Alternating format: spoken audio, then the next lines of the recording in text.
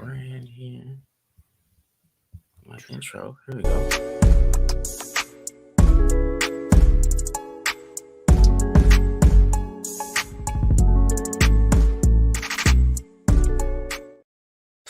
Everybody, we are back. It is Taped On Live, favorite podcast, favorite channel, favorite is everything. We are back. You guys already know what to do. Hit the subscribe button, subscribe. Hit the like button if you like it. Hit the dislike button if you don't like it. Leave a comment if you like it. Leave a comment if you don't like it. Also follow us on Twitter at the Mark John NFL for me, at mholder95 for Matt, and of course at Glenn Rockney. It's at Glenn Rockney, right? There's no numbers. No numbers. Yeah. Unique as it gets. Yeah, it gets. And then discourse pandasubs.com discount code TDL for 35% off. All right, so we got the whole gang here. We got Friday Night Live mixed with some film in here, and doing a little.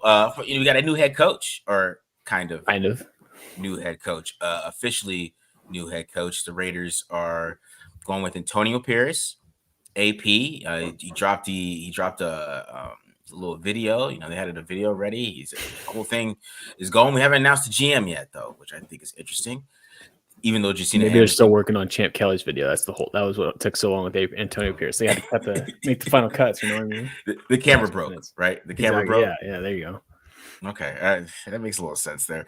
But so we're still waiting on that. I mean, I think it's going to be Chance Kelly because Josina Anderson said something, but AP. So give your guys thoughts about AP. Go ahead. Let us know how you guys feel about that. Get people in the comments here. Go ahead, Glenn. Oh, yeah, I'm excited. I feel like I'm the happiest Raider fan on earth right now. I wanted it to happen, and it's weird. It's not this like AP is going to people when the people that didn't want AP were the ones. Well, what do you think he's going to do? You're passing on this for this guy. And I'm like, I don't know what he's going to do. I just know I enjoyed the last half of the season on a season that I thought was miserable before that. Miserable, like bad, like 2017 Raiders bad, where it's like there's talent and there's nothing happening. And so you've already seen the audition. He had a good audition. He beat Kansas City at Arrowhead on Christmas Day. And as Raider fans, we don't get that many good Christmases. And so if that were to happen, and I like that the Raiders have a little bit of leverage over him, I think, in a sense where you're not bringing in a guy that wants 10 years, that wants full control of the whole thing. I think there's going to be a real chain of command, but I think you have a motivator. And my thing with AP is that if he can become defensive Dan Campbell, I think we're fine. And I don't think that's far-fetched. No, not at all. Your thoughts, Matt? Yeah, I mean, I think you hit the nail right on the head with like the big win in Kansas City. I felt like ever since Christmas Day, like that got Antonio Pierce the job. Like everything after that, like I mean, I know the week after was disappointing loss to the Colts that literally eliminated them from the playoffs. But I feel like you said, not very often that Raider fans have good Christmases, and not very often that comes with like a win in Kansas City. So I think that one was what ultimately did the decision. Just took Mark Davis way too long, and I mean, I'm with you 100%. Like. After that Lions game, like I was ready to pack it in for the rest of the season. Antonio Pierce comes in. I honestly didn't think much of it. I felt like it was kind of going to be like a normal interim coach situation where like this guy's just writing it out and he's getting his opportunity to show what he's got a little bit, but I'm not going to expect much. And I think I literally said like if he can go 5-4, if he can finish above 500 on his own and get the team to 8 wins, which is where I thought they'd be like going into the season, like that's a huge win for him. And I mean, I think you got to give him a ton of credit, like you said, like. Oh yeah, you can worry about who they could have gotten or who they could have or who could have been. I know Harbaugh was a sexy name that was thrown out there, but at the end of the day, like Antonio Pierce, he got the buy-in from the guys. I do think Mark Davis did get strong-armed a little bit by guys like Max Crosby, but Mark Davis also put himself in this situation. When 2 years ago he told Rich Bisaccia all Rich Bisaccia had to do was make the playoffs, they didn't, and then he canned that entire staff and the players back then too. So.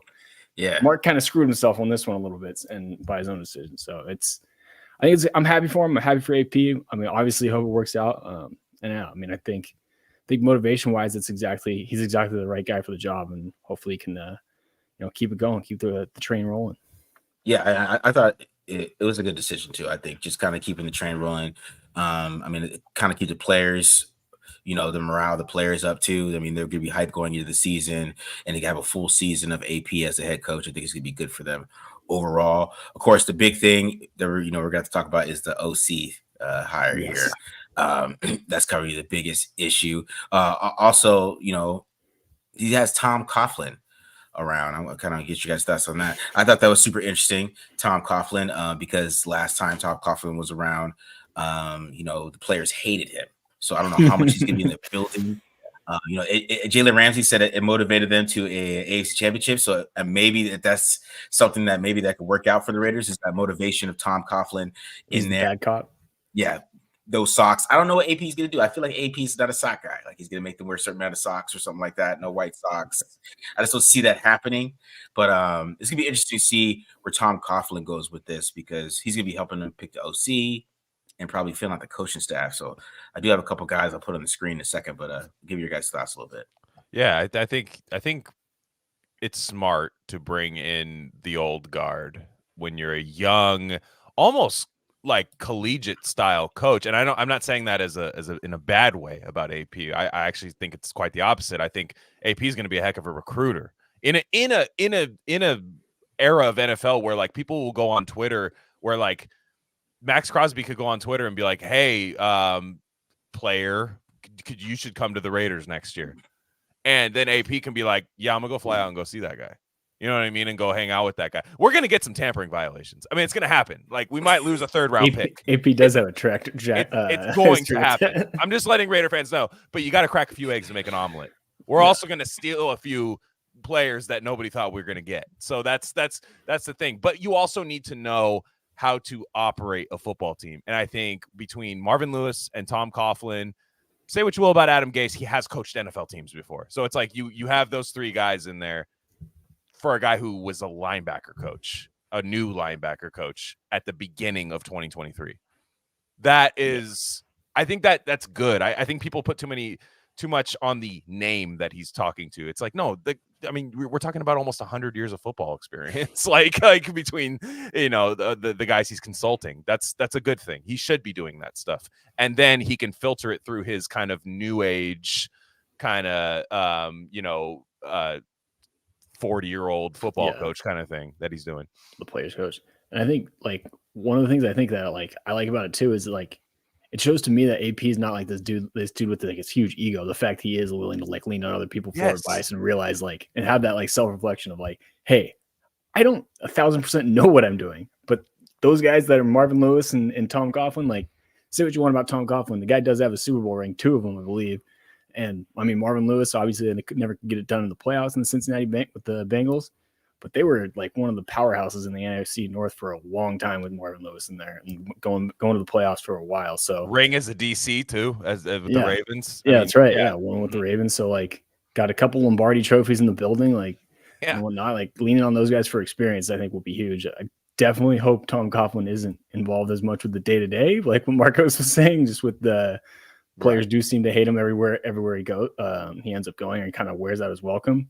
But from the standpoint of being a mentor and being someone to lean on, I don't think you could have a whole lot worse guys that are out there. And again, I think it's good that AP has someone to bounce ideas off of and talk to. I mean, he doesn't have to take all of his advice. I don't think he will, because from everything we hear about AP, it seems like he's almost the opposite type of coach of I'm losing my train of thought here, of Coughlin. Excuse me. So.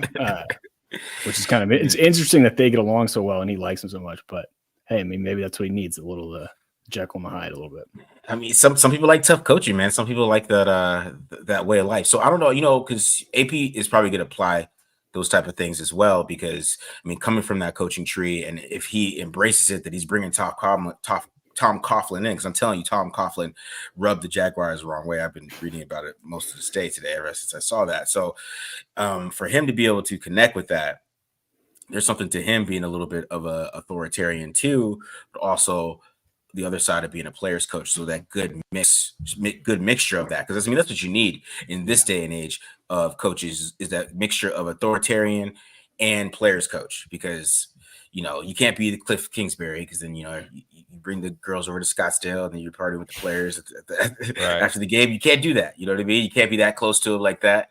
I'm not saying that actually happened, but I'm just saying that might have happened. But those type of things, you can't do that with AP's not going to do that. He's going to be authoritarian, make sure these guys are got their heads right. They didn't have any penalties this year. I mean, that's a big thing. Yeah. For me. So that's kind of shows what type of coach he is with that. So I did look at some Tom Coughlin connections. It just got too long, to be honest. I would have been doing this right. So I just put the whole Parcells tree. Okay.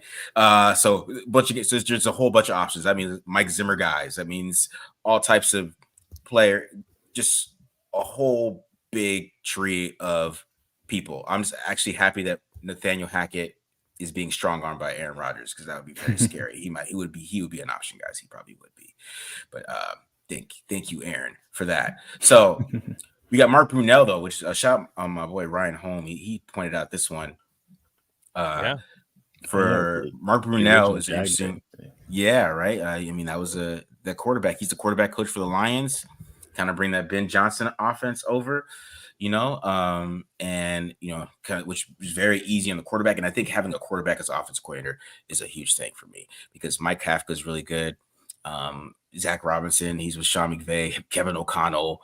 I could keep going. Yeah. Guys who are some kind of pro quarterback. I mean, you could even go Kellen Moore a little bit. That were good OCs, and that's why I'll talk about Brian Grease a little bit later. But O-line coach, though, is Doug Marrone, which I think might happen. That is one that might happen, actually, is Doug Marrone. I didn't know he was still in the league, but he's a Saints O-line coach. He was at Alabama for 2 years, too. So I know he's Alex Leatherwood. Don't be scared, Raiders fans. But Doug Marrone is an interesting one. So he is one that I'm looking at. Go ahead. Leatherwood, I think, won like was it the Remington? Is that what they call it, for the best lineman at Bama? So he got something out of Leatherwood. I guess so. I mean, the Saints O-line was okay this year, but it was 22 ends this year. But I mean, he's usually a pretty good O-line coach, pretty good run game that he usually has. Leonard Fournette was really good under him. So he might be a couple guys that I like there. But you're going to see a bunch of whole Parcells guys. I've been ready to get a bunch of guys like that in here. Parcells guy. Yeah, that is true. But that's what I'm saying. You might so you might get some Belichick guys coming in too. They're like tied together, like Coughlin and Belichick, because they both come under Parcells, and they went two different ways. So it's really all tied together a little bit. So now is Mark? I have to ask now. Is Mark Brunell? Do you think he's Marcus? You'll know this better than me. Mark Brunell's a little older than the OC he's working under currently, right now, preparing for the Tampa Bay Buccaneers this weekend. In Ben Johnson. Now, do you think he's actually absorbing things from Ben Johnson right now, or is he his own guy, do you think? Because I'm actually a little bit interested in Mark Brunell right now that I think about it, because I'm like, okay, guy who played in this league, guy who was a little ahead of his time. He was a little like kind of shifty, kind of bootleg Steve Young, kind of moonshine Steve Young kind of guy. Do you think he's absorbing things from Ben Johnson? Because I do like the way the Lions run their offense. I would say so. I mean, you have to a little bit, right? I mean, you have to kind of see what they do, at least the motions, because a lot of the stuff the Lions do isn't that West Coasty, because they do a lot of dagger. I talk about dagger so much in the show. He does. He runs a lot of dagger. He just does it in a cooler ways than Josh McDaniels. He had a nasty one against the Rams. That first drive, that Jared Goff, I was like, you got that. Yeah. And they run it to perfection, but they mask it in different ways. Like, they're not just, like I said, Josh McDaniels going to line up these two guys. There's going to be no motion. They're going to just run the same exact route from the same formation. He's going to do like a motion. This guy might come this way, and then he'll come back, and then he'll run a dig off the motion. He'll mix in Laporta with it and do a lot of different things on these dig routes that they like to do on those quick play actions. So I think those are kind of just not really West Coast offenses type of things all the time. So I think if Mark Brunell, who comes from Tom Coughlin, who I don't even know who their offense coordinator was, the Jags, I didn't look that up, but it's Kevin Gilbride's, those guys, they all kind of stem from the Parcells tree, which Parcells is Erhard Perkins, which is Bill Belichick, which is all kind of mixed in that offense type of thing. So Mark Brunell might not be that much of a change for that. So that is going to be the interesting part of that. But I just like quarterbacks as offense coordinators, because they're quarterbacks, and he was a pretty good one. So what do you got, man? I obviously don't know Mark Brunell personally. I will say my dad played high school baseball for his dad back in the day. That's my only connection to Mark Brunell. Tight. Okay. But I don't know. I feel like from what I've heard about him and like everything, like I don't think he's like an egomaniac where he wouldn't like be like, oh, that's this guy's younger than me. Like I'm not gonna listen to him. What does this guy know? I feel like he definitely have to pick up something. The one thing, and I don't mean to rain on the parade a little bit, is that we might have to take into consider with Mark Brunell. If he is a legitimate OC candidate, Ben Johnson's getting head coach interviews. So either Ben Johnson might take him with him, or he stays and takes Ben Johnson's spot in Detroit. And I mean, as much as I love the Raiders, if I have an opportunity to be an OC for two different teams right now, I'm probably taking the Lions. It's where you're at. You already know the the personnel. Exactly, and I laugh too with Tom Coughlin. I will say the one thing I know about Tom Coughlin is I don't think there's any way he's gonna see a picture of Cliff Kingsbury and be like, "That's the guy." So anybody who's worried about Cliff Kingsbury, Tom Coughlin will be the anti-Cliff Kingsbury. He'll be like, "Hell no." No, sir. Ryan Gosling out of my eyes. Yeah. Is that Ken? Yeah. Who is that? Get out of here. No. Yeah. Yeah, but I really think they're going to bring in Doug Marrone. Though. Once I saw that name and O-line coach, I was like, oh, okay, there you go. Because Pete Carmichael's got fired. I don't know how that coaching staff is going to go offensively. So there could be some changes over there. And think Marrone be OC or just the O-line coach? He could be, but I mean, hopefully just O-line coach. O-line coach works for me. I could do it. Yeah. OC. I mean, he was the OC for the Saints back in the day, but Sean Payton called the plays. And was he the OC in Buffalo before he took over? I believe so. Yeah, he was the OC in Buffalo too. But I mean, those are with EJ Manuel and stuff. I don't know. Which was it? I mean, he got something like Kyle Orton, I guess, in a little bit. But then legendary Raider EJ Manuel, never forget. Legend. So keep Doug Marrone to O-line. That's just that's hopefully we do that. I don't know what kind of offense he runs right now. It's because it's a passing league. I like these run game guys. He's a run game guy, and we want to pass too. So I want a passing game guy. It's just saying. Run game's cool. I like run game. I like to run the football. That's cool. But I mean, we want to score points too, and to score points, you got to pass. So. There's no way around it. So Doug Marrone, stick to O-line. That's how I would look at it. But O-line coach is fine. Aaron Cromer is out there too. That he's a connection to them. I think he's with the Bills right now. But Tom Coughlin's very persuasive. Maybe he can get him to come over here. Great O-line coach. That's what I'm saying. There's just so many guys. Like they could even because since Bill Parcells goes through Mike Zimmer, they could even bring in like Jay Gruden. I was literally about to say I'm Jay Gruden coach with Marvin Lewis. He's having a great week right now. I think Jay Gruden is killing it right now. So I'm in actually. Bring back they should sign RG3 too, just for the drama. Just to let them be in the same room together. Quarterback coach Robert Griffin III. Yeah. Because there's Marvin Lewis too. Because I mean, what if he brings Paul Gunther back on the staff? That'd be hilarious. But let's. Well, at least wasn't it like? I guess he would have put. Gunther was more of a Zimmer guy, right? I guess. Gunther Gunther was the DC when Zimmer left from Minnesota, but. Yeah, you're right. He is a Zimmer guy. So that Zimmer defense is tough to run at this point. But so Marvin Lewis does have the connections too. That's what I'm saying. There's Jay Gruden, which would be interesting as hell. But I don't know. He came out of the box. He's tweeting now, so maybe he wants a job or something. Now it's gonna be interesting. But he's bored. Yeah, but I mean, who else was the OC? So Jay Gruden was the OC. Yeah, he's got that dog though. Jay Gruden, like that bite is still there. You could see it this week. I'm saying that's a guy that wants to go out and win some football games. I'm in on Jay Gruden. All right, so I do want to put up some OC candidates here. You know what I did? I just went to the best offenses in the league with some of the guys in the Shanahan systems, and I was like, I just look at their passing game coordinator or quarterback coach. I was like, you know what? Let's see if we can take him. So a couple of guys. The first one at the top. No. I know it's a no. Nope. But everybody else is staying. You all the other coaches that came in and helped are staying. Right? God, are they? I thought they were getting rid of a lot of their offensive staff. No, but Coughlin and Marvin Lewis are staying because they came in to help. So Tom Coughlin and Marvin Lewis came in to help. Adam Gase is still there. So I'm just saying he came in to help too. Okay. Yeah. All right. So and then Daryl Bevel was the one I was discussing, but he's out there too. He's the passing game coordinator for the Dolphins, actually. So he's over there with Mike McDaniel. So that's an interesting one. If you can't get Frank Smith or something like that, I mean, he's not the sexiest name, but he's working with some guys and maybe he can do some cool stuff with it, right? Brian Greasy's a big one for me. Yeah. So is Zach Robinson. I like Zach Robinson. Go ahead, Matt. What did you say? I was gonna say, didn't Bevel win a Super Bowl with the Seahawks? He also called he Yes, also might have called a pass play when he should have called a run, but that's just me. Pete Carroll called that one. Pete did he? Did Pete use his executive order Maybe. on that? No, that's what we're going through now. I could watch the whole 30 for 30 on how that play got called. I could. You're right.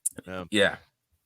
So, see, my big sleeper though is Scott Turner. Nobody's talking about Scott. I like Scott Turner. I'm with you. I thought he was going to be the offensive. I actually thought when McDaniels got fired, I saw the last name Turner, Norv Turner. I was like, he might be the interim head coach. Just when the firing happened after the Detroit game, I thought Scott Turner was going to be the guy. I don't think AP is soured on the offensive staff. Maybe some of the McDaniels guys, but Scott Turner could be somebody.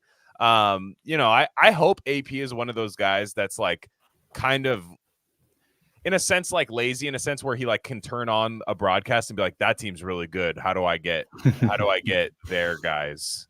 And I hope he's like that, because a lot of people get prideful and then go through their Rolodex, and it's like sometimes your Rolodex is ass, dude. You know what I mean? Like sometimes your Rolodex doesn't have good play callers on it. And I hope he actually gets lazy and goes outside of the connections that he has and just decides that actually I'm a master recruiter. I got Jaden Daniels to go to Arizona State. I got Brandon Ayuk. I got all these guys to go to Arizona State. Watch me get a good OC for the Raiders. And I hope I hope it's a surprise name. I like Zach Robinson and Brian Greasy. The other guys,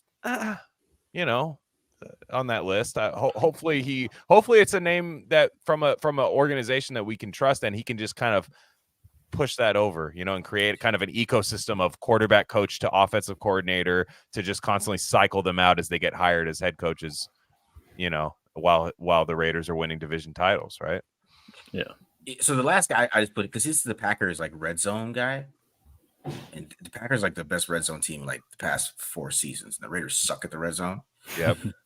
So him and Tom Clements are the red zone coordinators, and he's the passing game coordinator, Jason Vrabel. So that's just something for because the Raiders that's an area they suck at, right? Yeah. And then maybe we can get a coordinator that is maybe that's what they specialize in, is in the red zone, right? So I'm just thinking maybe that is something that they could look at there, because I saw that name, and he's an unknown name. And, we got like Bobby Slonick and, Dave Canales with the Bucks. You got some of these unknown kind of guys. I brought up Mike LaFleur because he is the OC, but, Mike LaFleur, he was the Jets. And I feel like he wasn't like the greatest play caller in the world. Right. Because some of these guys to get mass, they have that OC label. And, Kevin O'Connell ended up being a great play caller. But, sometimes these guys get the chance to call the plays and they just aren't, the greatest, because Mike LaFleur was under Shanahan. I think he was Shanahan's OC, and then or something like that. Mike LaFleur, wasn't he he was a QB coach or something for Shanahan when he went to the Jets? And I believe so. I believe he came from the Niners to the Jets. Yeah, that's right. Yeah, and then with Saleh, right, and then they ended up letting him go, and then so that was something that there's something you just got to find somebody that maybe is new too. And go ahead. In his defense, I mean, Bill Walsh could be calling plays with Zach Wilson at quarterback, and it'd be a struggle. Yeah. It's funny. I was just about to bring this guy up. This is due to UNLV.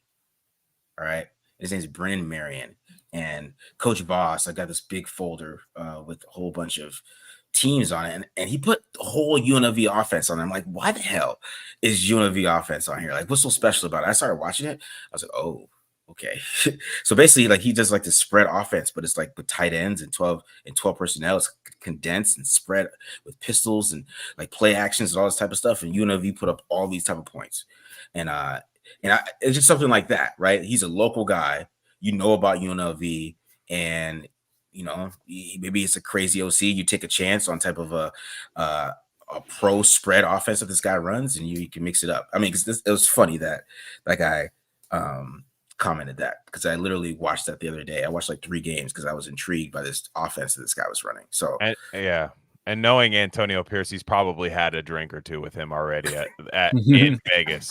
Like, he's probably like just been like, "Hey, whoa, I love what you guys are doing over there." You know what I mean? Like, no, I that's why I like AP. I think he's like a hustler. I think he's like a like a networker kind of guy. Like if he was a rapper, he'd have a mixtape for you, like, and hand it to you. You know what I'm saying? Like, he'd be like, "I got this, I got this, I got this." You know, like he's just one of those dudes. Like, but the fact is, like, I've already seen the players play hard under him, so that coupled with that mentality, I really like a lot for Vegas, because Vegas, I think, is a destination for players if it's not Josh McDaniels. You know what I'm saying? If you don't have to do the Patriot way. I think now that I think that's fair. I've never heard of that guy, but I mean, I trust you on that, on that, like, in a sense that, like, we do need to bring like a modern kind of offense to Vegas. No, seriously, I have never heard of the guy until the other day. Until I was just like so interested, like, why the hell is you of all the teams on there? Like, there's Alabama, Tennessee, all these teams, like, they all make sense. There's like a quarterback to watch. Like, okay, I can watch this quarterback. He's coming out. USC's on there. You know what I mean? But just UNLV every single game, and I was like, why? And I just started watching. And I was like, this is really cool. This is pretty damn cool what this guy's doing, and it's something like that, that I would think was really cool if they went out of the box and tried to run offense like that, because then you just give him the whole job, right? And he kind of just does his thing, and then you might lose him really quick if it's really cool, though. But then you get somebody else who can maybe come and run it. I mean, that'd be the hard part, and that's gonna be the hard part of having a defensive coach anyway. So, does a guy like that take a quarterback coach job out of UNLV? He probably does, right? I don't know. I mean, depends on if he's got an agent in his ear pumping him up. I'm just saying, tell him he can get a Power 5 OC gig next year or something like that. Yeah. That's why I feel like I would take the NFL quarterback coach job over the UNLV. Yeah, with the conference realignment coming right now, kind of the big, kind of condensing conferences in there right now. Because I'm not saying look, if they make him OC, they make him OC. But I mean, I think the more realistic thing is a guy like that to come in to just be on the staff somewhere. Yeah. It might not be a lateral move for him. Yeah, that's true. Mm-hmm. That is true. What else we got to talk about here, guys? I'm trying to think. What else we get in here? Because people are mad that I said hustler for AP. I don't mean he's like a scammer. I love the guy. I want him to be the coach of the Raiders. I said in the comments, "Oh, he's a hustler. He's a scammer." I mean, it's not selling you fake things in a parking lot somewhere. I mean, like, no, he's a hustler. He goes out and meets the person that he wants over there. He's not this kind of ego guy that just sits there and has this perfect system that everybody comes in. Come on. So this is a good question. So is Graham staying? I think he stays. Getting a head coaching job. No. Is he? No.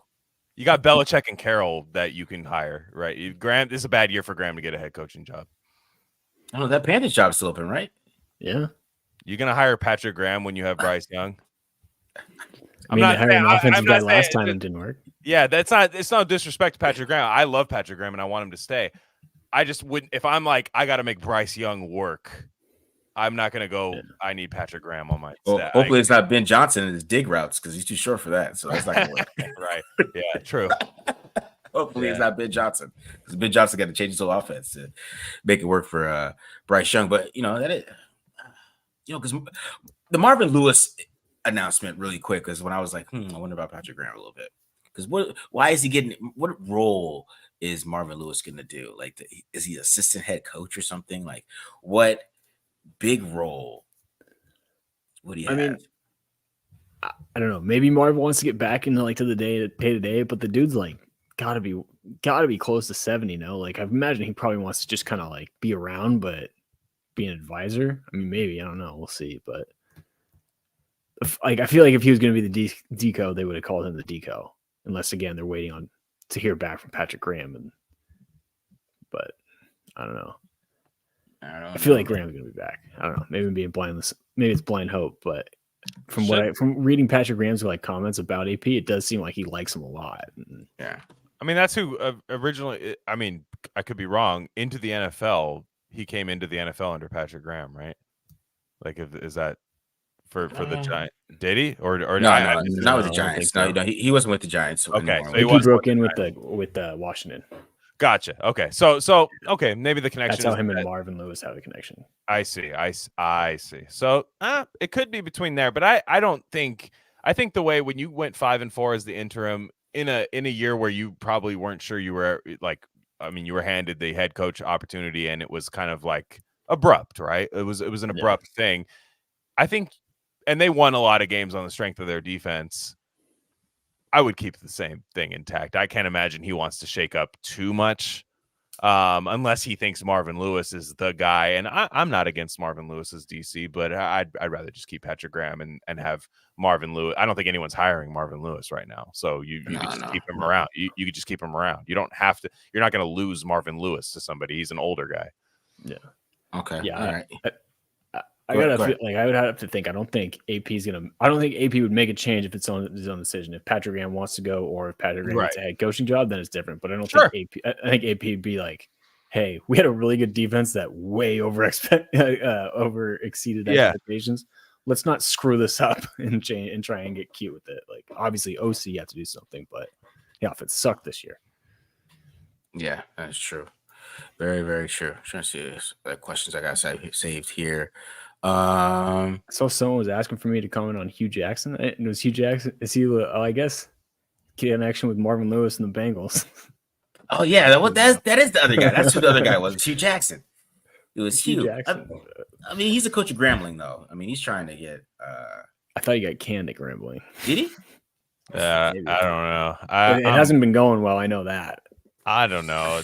Would you really be happy if they hired him? Like, he did have some successful offenses in the NFL. That is objectively true. He did well with what he had as the Raiders. I didn't like him as much as a head coach, but if they hired him tomorrow, I'd be like, damn. They wouldn't do that. There's no way. Yeah. Hugh Jackson lasted 2 years at Grambling and went 8-14.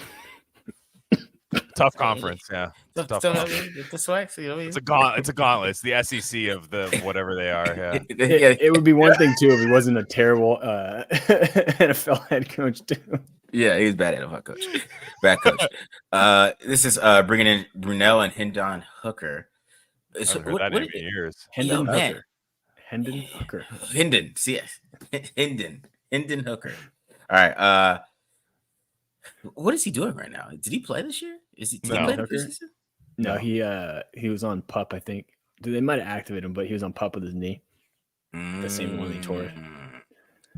I think that's part of the reason why they signed Bridgewater super late in the preseason. If you remember that, when Bridgewater was wearing number 50 during the preseason. That's right. Linebacker number, yeah. Yeah, I remember that. Another interesting one is Trey Lance. I'm just saying. I'm not saying that they should. With Greasy? Maybe. I don't know. Well, Greasy was only there for a year. In the year they got rid of I know. He might have been the guy to say something. Would have been like, hey, Kyle Allen is better than this guy. He was like, hey, this guy sucks. Can't fix him. He's done. He won't listen. Yeah. I tried. Yeah. Yeah. I'm just saying I don't know, because I see the Justin Fields jerseys are going up already, man. I don't know. I'm not against it. I am not against the Justin Fields quarterback. I'm not against it, but I'm not for it. Do you think he keeps Aiden though? I mean, I actually think Aiden I will say Friday nights, Marcus, I know this is different. Friday nights we talk about odds, right? I will say right now, I'll go percentage. I think there's like a 30% chance that Aiden O'Connell's the starting quarterback next year, week 1. Less than 50. More likely it's someone else? Yeah. No, for sure. I think they're going to try to do something. They're going to try to make a move. But for the most part, I think week 1, the starter is going to be O'Connell. Like, and I think a lot of fans don't think that's the case. Like, I think they think it's like 5% chance. No, see, that's my thing. I've been trying to tell the listeners, like, there is a chance. because all it takes is the wrong OC, because they could hire some OC and he's gonna be like, you know what, I could play action. He could get rid of that ball really quick. Smart kid. And Jared Smart Goff, kid. Yeah. his ceiling is basically Jared Goff. Like, you see what Goff's doing. A guy can convince himself. Okay, if they bring in Brunell. That's what I'm saying. He's a tough kid. That's why they're mock draft a tackle in every draft. You know what I'm saying? Like, I'm not saying it's my preferred option. I do think Aiden O'Connell had the same numbers as like Bryce Young his first year, like in less games, in fewer games. And I think I'm not saying he's better than Bryce. I think Bryce Young's going to have a nicer career than Aiden O'Connell for now. But I'm saying, like, he didn't have the disaster year. We watched every play, so we're like, we saw the kind of head scratcher moments, the limitations. We saw all that thing. But there is going to be a coach that's like, nah, you surround me with a good O-line, good receiver core, I'll make this work. A good run game, I'll make this work. He is one of those guys. There's a reason guys like that start in the league for a long time. Yeah. I was trying to think of something else here. I kind of lost my train of thought looking at some of these comments. But yeah, so active tonight. It is active. So I'm trying to keep all these questions. So Aiden O'Connell, what really scared me about Aiden O'Connell, this is what I was talking about. What scared me about O'Connell was the Daniel Jeremiah mock draft today. That's what I was like, okay, so what is he hearing? That he's like, I have Bo Nix going to the Saints right after them. They're like, everybody thinks Bo Nix is a first round pick, but the Raiders. So that's when I thought that was super interesting for me, because my things with Aiden O'Connell is, do I think he could be a starter in the NFL? My answer is yes. Do I want him to be the starter for the Raiders? Me personally, no. That's how I kind of look at it. Like, you could probably start somewhere else. I just kind of seen this thing before. I kind of just want something to do. That's the fan in me. But the analyst in me knows that he could be a starter in the NFL. He has that. There's a ceiling for it. How high can he go? Is he like a top 5 guy? Like, probably not, right? But, I mean, I think he showed enough where he could be a starter with a good play caller, right? And a good offensive line and a good play caller. Basically like what Jared Goff is. I mean, because that's what is Jared Goff doing? Because Jared Goff's favorite stat from last week is he was 22 or 27.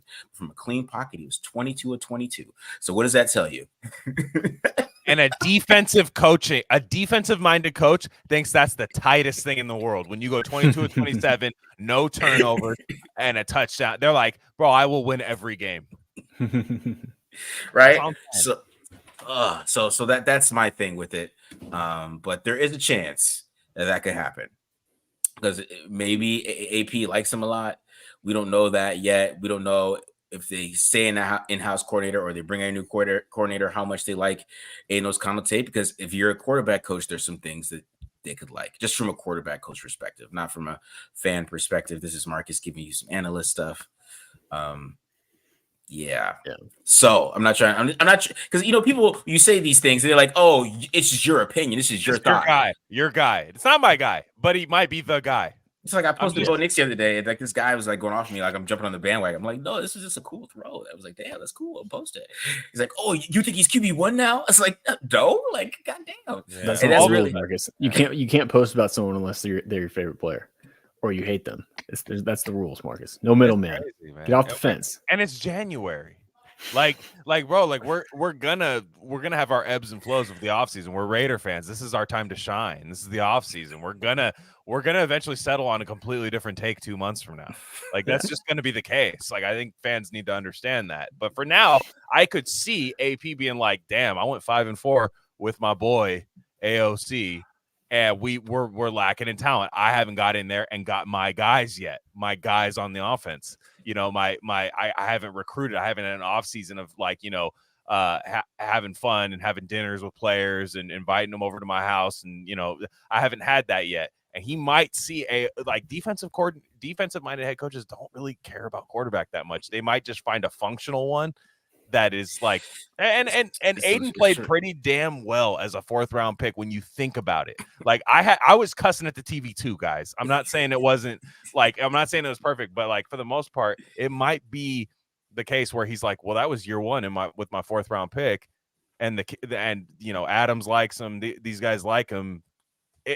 Raider fans need to just be ready for that to be the case, is all I'm saying. For Jerzon Newton at 13, which I'd be ecstatic about, but they need to be ready for it. Or shit, with Dan Jeremiah, it might be Byron Murphy at 13, bro. Like, right. He had him at 11. I was like, whoa. whoa. I saw Matt posting about Byron.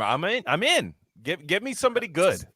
Dan Jeremiah was the first guy I saw with like defensive players in the top 10. So that's why I thought that was super interesting too. But let's get to some of these questions before we get out here. So does Jacobs get re-signed now? Oh, here we go. Not with the way Zamir White finished, I still don't think. I mean, that's why I thought it was funny he was celebrating. I'm like, bro, I don't think AP's the GM. Yeah, I don't. I mean, just I don't know. He's not the talent evaluator. I don't know. We'll see how that goes. He doesn't pay you. Let's say that he's not paying you. Yeah, I think Champ Kelly's pretty new age. If Champ Kelly, I'm just saying we're operating on the fact that let's say as of now, Friday, January 19th, Champ Kelly, 70% chance he's the GM. I think that's fair to say. Yeah. That he's the GM. I think Champ Kelly's pretty new age. I think he understands that we don't need a 3-year, $35 million deal for Jacobs at running back. I think that's bad. I hope not. And then that's it's no slight to Josh Jacobs. I think he's been one of the better Raiders of the last 25 years. Like he really has. Mm-hmm. Is he going to get young? Is he going to get healthier and more explosive as he gets older? No. So Zamir White ended the season well. Is Zamir White Josh Jacobs? No. Add another Zamir White to the team. Add 2 more Zamir Whites to the team, and then that's your running back room. Yeah. Yeah, you're right. Yeah, you're right. Go ahead, Matt. I was just saying, like you said, I don't like. The other thing too is I know he was disassociated with them enough to stick around. But Champ Kelly was also part of the front office that didn't want to pay Josh Jacobs last year, or last offseason. So I don't know. Unless he was sitting in there pounding the table for him, which I have a hard time believing he did, then even more reason for him to be gone. I think he's gone. Panthers. Josh Jacobs to the Panthers, $40 million deal. Happy for him. Congrats on your house in Greensboro, North Carolina. Love you, dude. Raider for life. This be a double-edged question. Do you think someone like Penix beats out O'Connell? I will make sure I said that right. And is preference between Nix and Penix? Wow, it's a lot of Penix going on. A lot of Penix. Too much. my thoughts. I'll give my thoughts on Penix. I think O'Connell beats out Penix. I'm gonna say that right now. I think that if they ended up drafting him, I think O'Connell beats him because I think he needs a lot of work. Now, Bo Nix, I think Bo Nix is better than Penix from what I watched on film. I think just Nix is just it's just you have to try to get Auburn out of your head, but then the Auburn guy creeps out sometimes. So he's there. Don't think that Auburn guy's not there. I think he got married. I always talk about quarterbacks getting married. He got married in 2022. He started playing like he was married, having some kids. But that guy, that wild man, he's there still.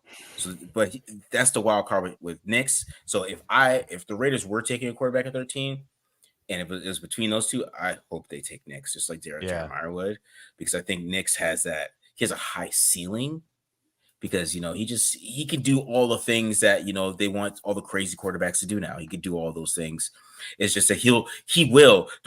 I posted that tweet about him throwing across his body. Don't think he won't do that in the NFL. He will do that. Don't get it twisted. He will attempt that in the NFL.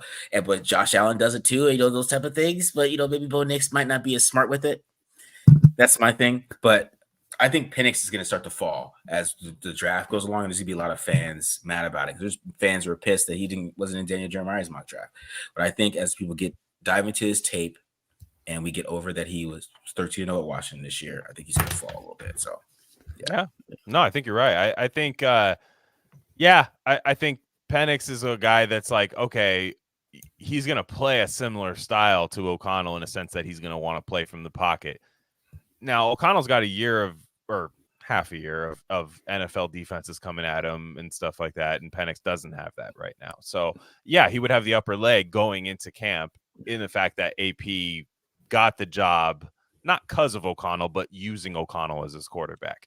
And Nix does add that extra dimension. I haven't quite seen what I need to see from Nix, but that's just because I haven't watched. So that's that's fair to say. But I understand why he might be a little bit better in the red zone as a design runner and has a bigger, at least a more dynamic arm in a sense where he can roll out and do that. But yeah, I think it's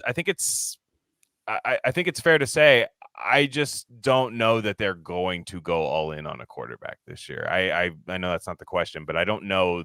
I think fans are under the pretense that like they're a quarterback away. I agree. I want to go get Jaden Daniels. Go get him, like with whatever means that you have. Yeah. Not all. I don't believe that the Raiders' defensive-minded coaching staff is going to say we need to risk it all and go get Jaden Daniels.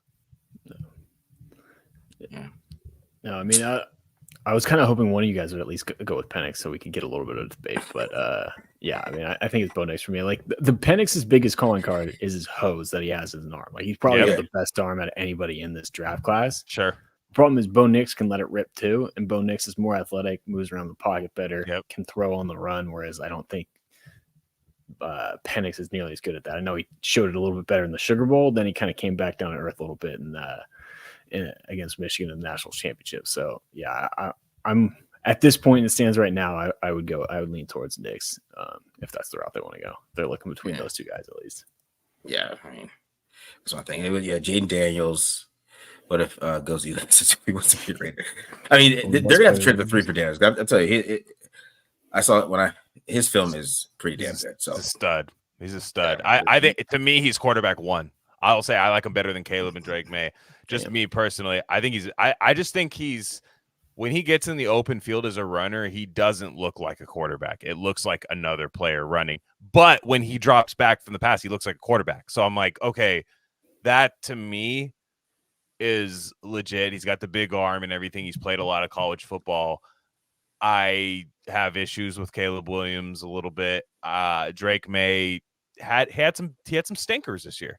You know what I mean? Jaden Daniels pretty much played a damn near perfect season of college football as much as you could as a quarterback and put up a bunch of points. He's quarterback 1 to me. If they're going to trade the farm for him, I'm in. Let's do it. I just don't know that I don't think that's what the Raiders brass is going to do though. So yeah, I mean, you got to trade up to the top 3 to get one of these guys, anyways, right? I mean, I feel like at this point, unless something bad happens, which anything can happen, you could fall.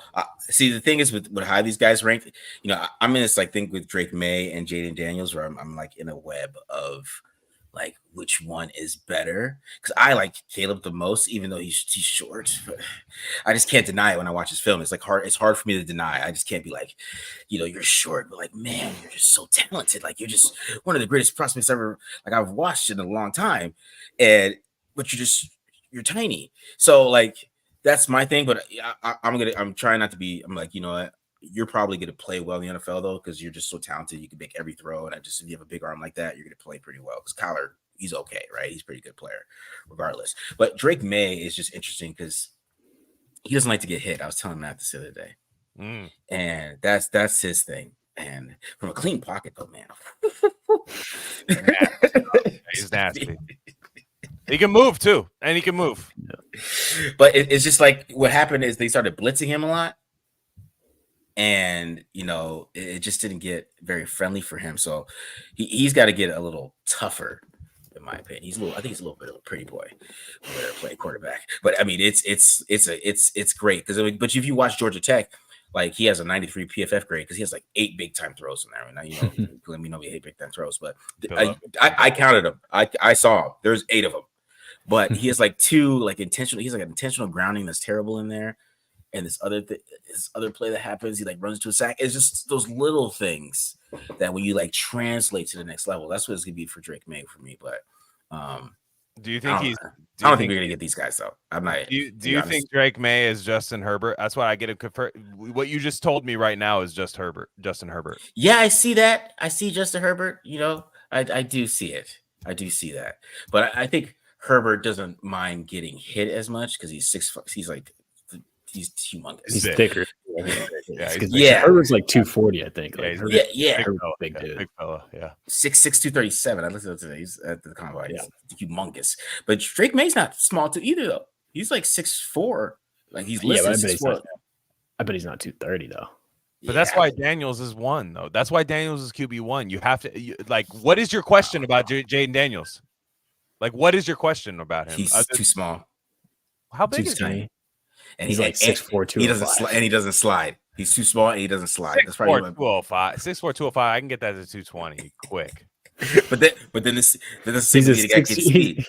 Here's the other thing. He's like my thing with Jaden Daniels. I mean, you could say this about Penix and Bo Nix to a certain extent too. Is like I get weary of the guys where it takes you 6 years to figure it out. Like when you're 24 years old going up against 18, 19-year-olds, you should be dominating. Now, granted, nobody dominated like Jaden Daniels did. Yeah, but it's like, like we weren't talking about Jaden Daniels being like a first round pick before this season a little bit, you know, whereas at least with like Penix and Nix, like they were like in that discussion as the fringe, and then Jaden Daniels ascended himself up there. But like, where was Joe Burrow? Where was Joe Burrow the year before he got drafted? Where was he? Yeah, but I mean, Burrow was only 4 years, and it was also he was in a quarterback room that had 3 other guys that were pros at Ohio State, and he had Joe Brady. I mean, no, to be fair, Jay Daniels, they run a pro offense though. I'll be fair to him. They do some pro stuff. Yeah, he went to a good situation, and it looked elite. And he does have Malik Neighbors too, which made it. But I mean, the thing and is, the other dude, Thomas. See, he just makes every throw, and all those things is to me, it's the size and the age thing. You know, him playing college ball because he didn't look like that at ASU. I get mad watching this film. I don't like it. So like, you did not look like this. I don't care what you say. You didn't play like this. You didn't. You did like against Oregon, in like when we were already like 7-5. When he was at ASU, he was like good for like those 1 or 2 games where you're like, ooh, Jaden Daniels, he's gonna be something someday. Sounds like we were right. I guess those people were right. It just took like 3 more years, and people thought it would. I don't know, but we're doing the Senior Bowl thing, man. I kind of like Joe Milton, man. He got me a little bit. I like Joe. Is the footwork? I gotta ask though, Marcus. His footwork is trash, right? That's what everyone says. It's like no, but the arm is there. I think he can move. He can extend plays. I'm with you there. I have seen some like weird, like Tony Hawk, like pro skater, like weird throwing platforms that he's done that like I don't know that it's gonna work. He's intriguing. I'll just say that because I'm gonna do him on the Senior Bowl show. Yeah, agreed. I like him. He's got a cannon, that's for sure. He's gonna whip that thing to the wind, bro. Like it's gonna. Yeah. Sign me up. No, sign me up. They take him day 2. They take Joe Milton. I'm in. Like, go ahead. Yeah, I'm in. Because that's the type of guy. Like, if you take him like day 2, he has a super high ceiling, and then if he sits behind AOC for a little bit, and then he starts playing, he just has a cannon. I don't know. I don't know. Maybe that'd be a good situation. That'd be a good. I gotta situation watch more games, but I think the only problem would be going from catching passes from Aiden O'Connell to Joe Milton would be one hell of a change up for the receivers. Tennessee guys can catch his passes, man. Yeah. Their hands. It'd be like getting the starter that throws 90s and then getting like the reliever in there that throws 80s. Yeah, was that a cut fastball you threw to me? Yeah. Yeah, but I don't know. The Rays got the. I don't know if they want one of the top 3 guys, they have to trade up. I mean, I don't think the Patriots are that dumb. People act like they are. Is Washington going to though? I think Washington might trade down. They might trade. They got Adam Peters. They got Adam Peters there though. Adam Peters is like, I'm taking a quarterback. Okay. I 100% believe it. I saw. I mean, I don't know. Albright also said Ben Johnson's like the favorite to go there. So I feel like if he goes there, he's going to want to get a quarterback, unless he likes Sam Howell a lot. Which he like Jared Goff. I like following Ben Albright here because he's sucker alert because he keeps talking about Jimmy G going to the Broncos. That's our sucker. Somebody asked about if Bill Belichick is up for a sucker award too. I don't think Bill Belichick likes Garoppolo that much. Maybe he does. I don't know. You know, we'll see. Didn't he want to like replace, move on from Brady at one point and like give the reins to Garoppolo? Yeah, they wanted to move on from Brady. And they drafted Garoppolo. Yeah, I don't think it ever got to the point where Bill Belichick was like, you know what, I want to move on from Brady. They had a plan for it. They thought Brady was washed, and there was a plan, but then first of all they pissed off Tom. That's the main thing they did. They pissed him off, and then he started playing good again, and he won like an MVP, and they won 3 more Super Bowls, I think, after that. So, and then Tom was mean as hell to Jimmy G because he like locked him out of the TB12 facility. I don't know if I ever told you this, Matt, but he locked him out of the TB12 facility one time when he was hurt. Damn. God damn. I'm sorry, it's the funniest story I ever heard. So, you just knock it like nobody lets you in. Other players are walking in, but you can't go in. That's brutal. I feel bad for Jimmy. The guy's been taking shit since he's been in the NFL. It's like he told a story where Tom Brady walked in, like his first meeting with like Josh McDaniels, and he said Tom Brady walked in. Like, dog, that was not friendly. That was intimidation. I was willing to let you know that. That was intimidation. Like, Yeah. what are you guys doing in here? Who's this guy? This is my replacement. This pretty boy here. Yeah. But anyways. Any last thoughts, guys? We're almost at an hour here. I guess the one thing would be Fields. That's still the Fields question. What is Chicago doing at 1? What do they want Caleb Williams? They're a possible Hard Knocks team. I feel like where it could be like Caleb Williams coming into Chicago or something. Does he want to go there? There's a lot going on. I could see. I don't with Pierce. I wouldn't mind a Fields type power run kind of thing going on. I actually wouldn't hate it. We don't know who the offensive coordinator is, so there's a lot going on there. I heard you guys talking about that like air raid, if it is like an air raid style thing. Like, I don't hate that. Like, if Fields would be the guy if that was the case. But I saw some people asking about Fields in there. Oh yeah, Fields, man. The thing is with Justin Fields is we know what he is at this point. So I know exactly what he is and what his ceiling really is. That's the thing. Like, what is really? I mean, does he have top 5 ceiling? No. Could you maybe manufacture like a winning season with him? Yes. So, but he's not like Tua or anything like that, right? I mean, he's not like a quarterback like even of that caliber at this point. And you don't think so? Not really. I mean, really? Where is his ceiling at as a passer? So because there's the running, right? There's a running, but like it's been what?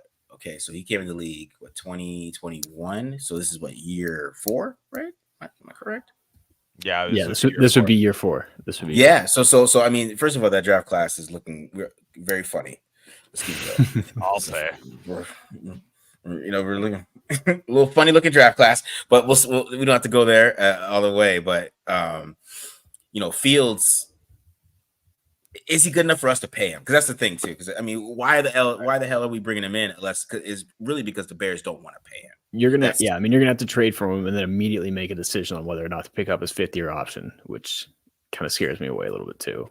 On top of giving up an asset for him, and it's like when we did the video breakdown on him, like the thing that like I can't get over is it's year 3 and he still doesn't read the field properly. Like, and he still turns down so many throws. I'm like, dude, you're a quarterback and you're like worried about throwing the ball. Like, I just watch his tape and I'm sitting there like constantly like throw the ball. And your last name is what you're supposed to do. Your last name is Fields too. So exactly. Probably bad luck. Bad tough last name for not reading the field.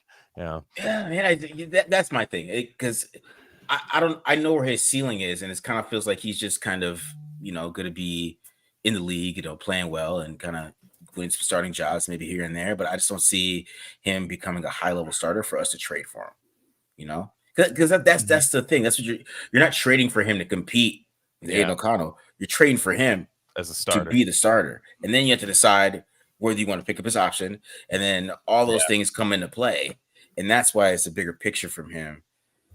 Just signing him because they're just trading for him. That's my thing. Maybe if he was like, maybe this is like last year, and he was up for grabs, then I could feel like, okay, then there's another year we could see something before we have to make the decision on the 5th-year option, right? But man.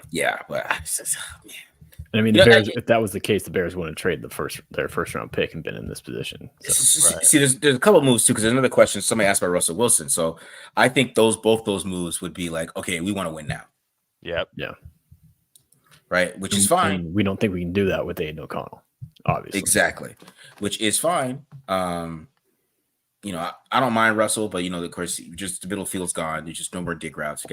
Trey Tucker would have a big year. I know that. Trey Tucker, big year, right? Maximize Trey Tucker. He probably had like 50 catches, 1,000 yards or something like that, or Russell Wilson. But it's just, once they stop that, and then if we can't run the ball, like that's the thing, Russ. But if they play like they did last year on defense, the Raiders would probably make the playoffs. It's just how far do we go? That's the thing with Russell Wilson. But if they're in win now mode, that's what they do. They will go Fields, or they will go like a Russell Wilson, or even like Kirk Cousins. I mean, they have the cap space for it, to be honest. I'm a Kirk Cousins guy. They have the cap space for it. You bring me Kirk Cousins, Aiden O'Connell as backup. We're dancing. I'm telling you. They really do. They have $35 million. They could find a way. If they just give him a lot of cash, they could bring in Kirk Cousins. Fans would love it. They would hate it at first, and then they would love him by like week 8. They'd be like, Kirk, my boy. Like they would be, we're grilling steaks with tinfoil. Let's go. 35 off an Achilles heart pat. Somebody did say that. I mean, he is a pocket passer though. He's a pocket passer. So 35 is, and 35. Yeah, he's not running. Kirk Cousins sprint option, read option. No, come on. Kirk Cousins picking you apart with Devontae there. Come on. I mean, because really, when you have 35 million cap space, it's really honestly, it's wide open for them to do that because the guy's not gonna have a big cap hit this year. I mean, if they sign any players they sign, those guys are gonna have big cap hits this year. Yeah. So they got a lot of cap room. They could do anything. To be honest, they really can make up. Hopefully, they pay like Jalen Johnson though, or like T. Higgins or something. Crazy. Oh yeah, they're gonna spend big money like that. T. Higgins, I've been waiting for you. It's year 5. You're here. We're ready for it. I'm ready for you to see you in that silver and black T. Higgins. Just make it happen. You can even wear 88. I think he should wear 88. Put 88 on. I'm ready for it. I'm ready for it. I've been waiting for this moment, and it's finally here. As soon as they drafted Ja'Marr Chase, I was like, you know what? You're a Raider. Except they have a $30 million receiver and an $11 million receiver already. Yeah. But if you give him some cash, he's $1 million receiver for this year, and then we get the other guy off the books, right? He's $1 million receiver this year. Give him some cash, and then, just down the line, we got to deal with that, man. And then Devontae's long gone by then. Right by the time we have to worry about that. Yeah. Staggered. Right? It's staggered. Is his cap hit long gone, or are they going to get in the state situation where they just pushed it back so far? Are you trying to win, Matt? Are you trying to win? I am. That's why I'm not. That's why I'm advocating for Jalen Johnson over T. Higgins. I'm just saying, man. It's just points, man. We can score a lot of points. T. Higgins, Devontae Adams, Jacoby Myers. Just send, gotta get rid of Renfro. We got a guy outside, 2 guys can move inside. They got Michael Mayer, pro. I'm just saying, I'm just saying, man. All right, let's get. I think it's been an hour, kind of just babbling. So, he paid, so I answer his question. So he sent us some money. So, what is a realistic price to grab Justin Fields? I say a third, third, the highest, third.